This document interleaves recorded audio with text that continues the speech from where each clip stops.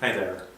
So first off, I'd like to thank you for backing Sus My Bike through our Kickstarter and our Indiegogo campaigns. We really appreciate that, guys. Today we're going to show you what's in the box when you receive your unit and how to do the installation. Okay, so the box.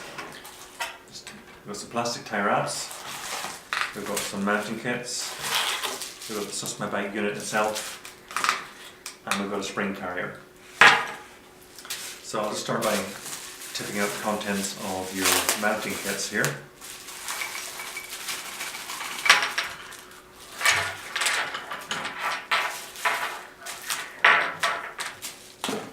Okay, so we've got some of these rubber reusable tie wraps. Now these are great because they're soft, you can use them again and again, and they give they actually provide some grip onto the fork or the shock as well because of the nature of their rubber material, and you can stretch them around and provide some tension.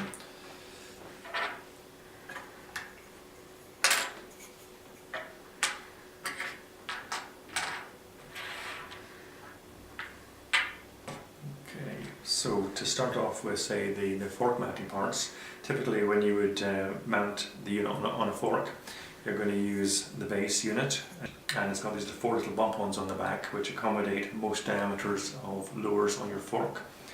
However, to try and accommodate even more diameters and sizes, we've supplied these little additional units that clip into the main body and provide a slightly different diameter, so you can put onto smaller diameter forks or shocks. So that's used in conjunction with a top mount. So if you imagine this is on the side of your fork, the unit will sit here and your cable will drop at the top of the fork, where you will hook it onto this top mount. And the top mount is simply it's got a little grippy rubber pad on the back, it's got a hole through for the cable, and it's got these little slots that you drop the cable into.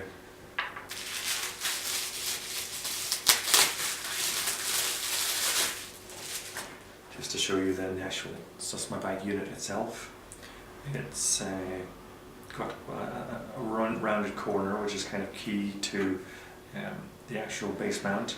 So that sits in the actual base quite snugly like so. We then use our rubber mounts to go into these deep slots on the side of the mount to locate it. So a couple of them,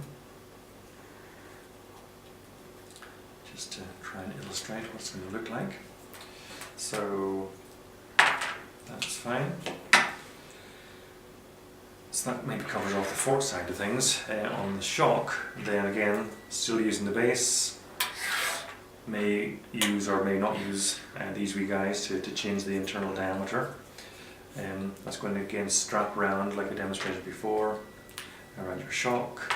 The cable is going to extend, and this time it's going to be caught by these cable hangers. Now we've got a selection of different cable hangers sizes in hex and also Torx, which will go into the bolt at the top of your shock, and then we'll use these rubber O-rings into these lugs on the side to snug it back and keep it retained into the actual hex bolt.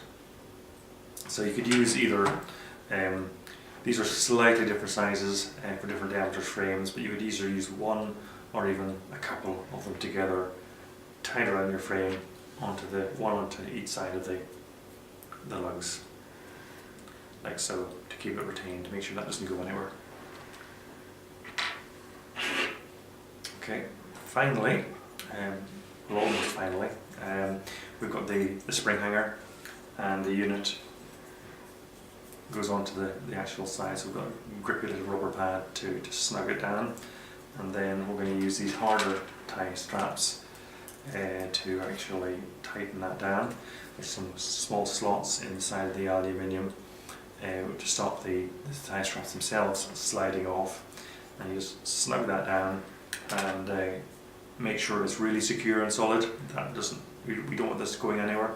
So that's why these are stronger straps rather than the rubber ones. Don't use the rubber ones, use the really strong plastic hot straps. And finally then, the reset magnet.